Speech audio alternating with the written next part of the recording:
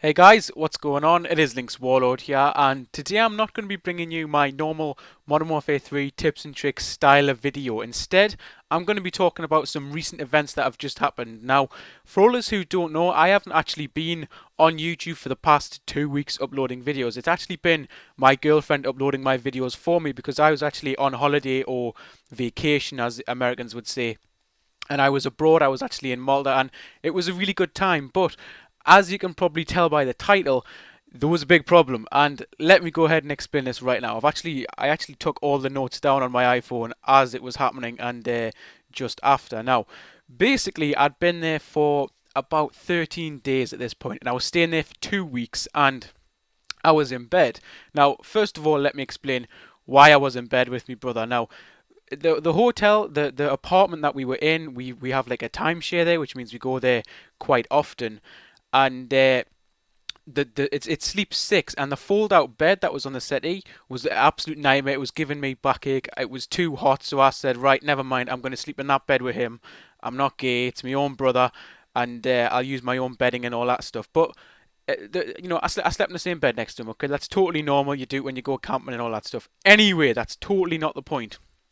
But this morning, as we were sleeping at about 10 o'clock, I think it was, police just came in the room. Now, I don't mean just a police officer. I mean 5 police officers storming in, grabbing the sheets, pulling us out of bed, sitting us up and putting us up against the wall, shouting at us, saying, "You're being arrested. You're not going home in 2 days. You're being arrested," like that, right? I absolutely shit myself. I was so scared. I thought it was drugs, okay? Now, I don't take drugs. I'm not a druggie or anything like that. But for 5 police officers, big police officers as well, to just march in that room and do that without any introduction or anything like that, just to put you up against the wall. I thought this is the most serious crime. Something's been massively mistaken. They must have found a body in the wardrobe or something like that, because I was so scared. I thought this. I thought. I didn't know what to say, because they were shouting at me constantly, and me and my brother saying, "We know what you've done. We know what you've done. Tell us where it is. Tell us where it is." And I was thinking, well, what is it? What is this that you're telling me I've done or got or whatever? And I was then taken out of the room, and Michael was left in it, and I was put into my parents' room where my parents were sleeping, and my mum and dad had been were woken up because they answered the door. Because what actually happened is the police came to the door, they knocked on the door, and then they pushed right past and actually knocked my mum onto the floor, which is a fucking disgrace. But anyway, they pushed past him, and I was now in my parents' room at this point, and they started questioning me, saying, "Where were you on such and such a date? Where were you? I think where were you the day before yesterday?" And I said, "I don't know." They were saying how many friends I had. They were saying where I'd been, what money I had. They wanted all my money. They wanted my phone. They wanted all my clothes. And they wanted to check everything. But at this point, the other police officers, because one was with Michael and one was with me, and the other police officers started turning the place upside down. I mean, literally, bearing in mind we're going home in 2 days, so we thought, so everything was packed, and they were ripping everything out of the cases, everything out of the drawers, absolutely everything. They were taking the paintings off the wall, they were taking the microwave out of the place to have a look behind, and it was insane. I just knew it had to be drugs. I absolutely knew it had to be drugs. What else could it be for these police officers to barge in? And then this guy, the big police officer, and this police officer was absolutely awful. He was an absolute bully. He was absolutely awful. I can't tell you enough how awful this person was. He was absolutely awful, and he was very unprofessional, but I'll get to that later on. Now, he came to me with a clipboard and with lots of pictures on. Now, I'll actually have these pictures on the screen for you, and they're pictures of me next to someone going down the stairs with their bag. Now, what they originally tell me is they point to me on the picture and say, "This is you," and I say, "Yeah, I think it's me. Yeah, it kind of looks like me. It's a bit grainy, but it does look like me." And then he points to the guy with the bag, and he says, "This is Michael," and Michael's my brother. And I say, "Well, I don't know. It doesn't look like Michael." And he's flicking through all these pictures of the CCTV, and I'm saying, "Actually, can I just have a look? Can I go back and compare them two?" Because he's saying this is Michael, and then this is Michael. Meanwhile, my dad's looking over, and he's saying, "No, no, that's not Michael." And then I look back at the pictures, because he finally lets me, and it turns out that's definitely not Michael. Not only because he's wearing different clothes, the person, but also because the person is taller than me, and I'm taller than my brother, so it couldn't be Michael. And then the police officer says, "Oh, yes, that's because he changed clothes halfway through." Now, we had no idea of a time scale or anything like that. And then the police officer switches. He gets there, like he goes back on his clipboard, and he shows me a picture of there must have been like a camera outside reception, and it's me looking across at reception. He said, "This is you. The thief's in front of you, and you're helping him basically. You're his accomplice because you're checking reception to make sure no one's watching so he can escape." And I said, I said to him, "I don't know what's going on. You've got the wrong people. It wasn't us. I don't know what we were doing that day." And he said, "No, no, no. You're getting arrested. This is it. This is it." And then slowly, I walked out onto the balcony because I wanted to get away from the situation, and my dad came with me, and the police advised that we do the same whilst they searched the place.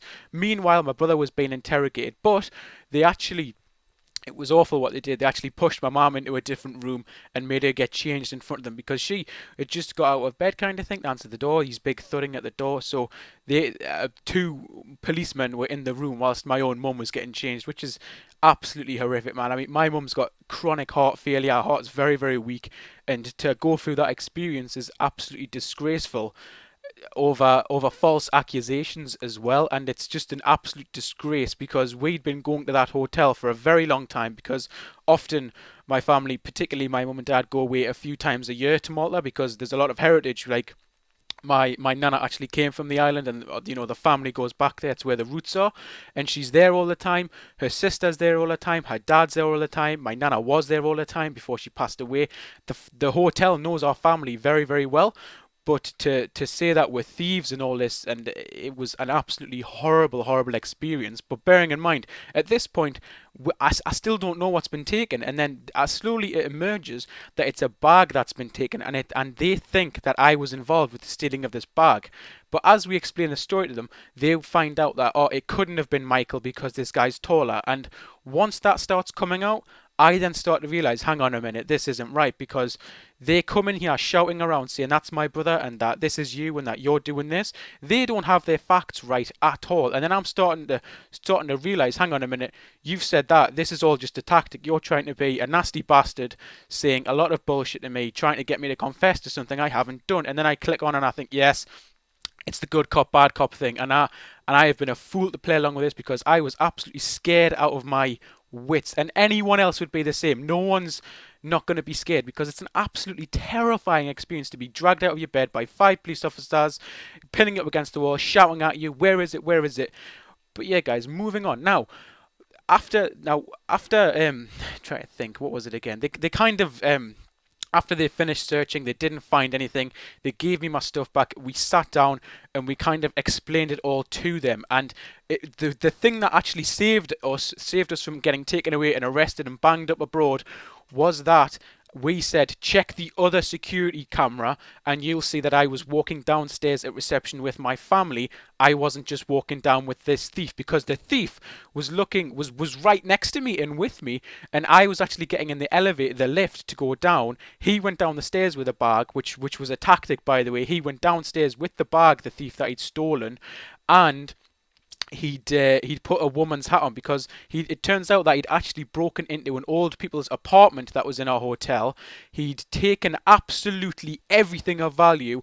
I mean everything. He'd put the TV in his bag. He took the safe off the wall. He took her jewellery, her rings, everything from this couple.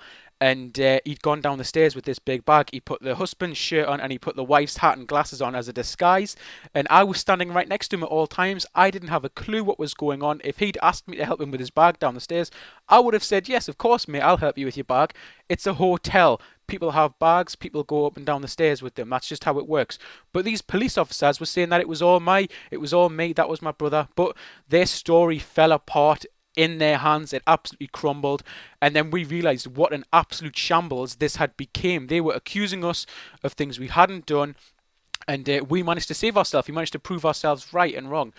But after the police had left, and by the way, they left in an absolutely horrible manner, because they basically went from having us in handcuffs to saying, "Oh, okay, sorry for the inconvenience. That's okay. We're going now. There you go. You're good boys now." And also, I forgot to mention, they actually took my dad in handcuffs down to search the car that we'd rented just to check there wasn't any stolen goods or anything in there as well. It's an absolute disgrace how nasty these police officers were. They weren't doing their job because they actually hadn't written anything down. There was no radioing in. They weren't on the radios at all. There was no evidence. They hadn't checked the CCT footage correctly. They'd gone along the CCT footage as well and chosen bits that added up, and they wanted to find something to bust us with. And you know what they say about the police officers in foreign countries? They always like to bust the foreigners because it's an easier bust, apparently. And we were actually told that by the police as well, which is really, really strange. But my mum, after the police left, instantly went downstairs because she knew the manager on a personal level. And she said, "What's going on?" And he said, "Yes, I know, it's a disgrace, isn't it?" And it turns out he was the one who actually found the picture of the other CCT image that actually saved us. And I'll have that on screen right now. And that's the image with my dad and brother at the back in front of me, walking past reception, that saved me. So guys, that was an absolutely horrible experience. It turns out it wasn't us. The guy will never ever get caught because the fact is he's just not going to get caught because we actually met up with the couple who did get robbed. Very, very lovely people, absolutely lovely people. They bought me lots of free drinks and lots of free food I don't know, just to be nice really. But obviously they're nice people, not just because they bought me food. They are nice because they were nice. But the reason he's not going to get caught is because the couple asked the police to have a look at the CCTV for the surrounding area around the hotel, and they refused to do so. The police had made their jump. They'd jumped onto me and my brother, thinking it was me and him who were responsible for helping this person. Oh, and that the actual person was my brother who stole the bag or whatever. Their story totally collapsed, and basically the couple never heard from the police again because the police didn't care. They thought it was us, and if once they were proven that it wasn't, they thought they had no leads. That was it, finito. We never got an apology either. The couple never heard from the police again, and it was just an absolute shambles, an absolute ridiculous police system they have over there, guys. Now, obviously, I'm not saying it's all the police, but what went on there was absolutely horrific, and I wouldn't wish that upon anyone because, you know, even if you're a really hard bastard, getting woken up by police isn't nice. It's absolutely horrible, and I did think it was drugs. That was the only thing I thought it could be, and I will clear my name here and say I am not a druggie. I never touch drugs, never smoke, I never even drink, but that was definitely a frightful experience, guys, and I hope you've enjoyed learning about this. Well, whilst this was happening, I was thinking if I ever get home, I would very much like to tell my YouTube fans about this because it's something I never usually talk about myself in my videos. It's usually about Modern Warfare 3. It's usually about the game because, you know, that's what I do on YouTube. This YouTube channel isn't about me. It's about helping you guys get better at a game. It's not about you guys finding out about me. But if you would like to find out more about me, I can provide that. If you would like that, I can do, you know, a commentary every 2 weeks about myself, just a little update and, you know, what's going on, how's college, how's the girlfriend, how's the duck, etc, guys. But yeah, it has been LynxWarlord. I really hope you've enjoyed this video. I hope that I can get some very nice gameplays to put on top of this video as well, because I didn't really know how long this video would be, and I didn't want to be limited by a gameplay, so I just started talking to myself, clicked record, and this is the comment, you guys. So I really hope you've enjoyed it, and I really hope it's been on a little bit of a more personal level. I hope you've had a little insight into this absolute nightmare of a holiday. But yeah, guys, it has been LynxWarlord, and I will catch you guys in the next video. Now, if you guys enjoyed that video, you can go ahead and click the on-screen annotations right now, and they will take you to another one of my videos. On the right will be an Assault Moab on Resistance going 38-1 with a big kill streak, and on the left it will be an Outpost map tutorial helping you to get better on that map. Also, my links to my Facebook and Twitter will be in the description below, and if you enjoyed my content, don't forget to subscribe. As always, it has been LynxWarlord, and thank you for watching.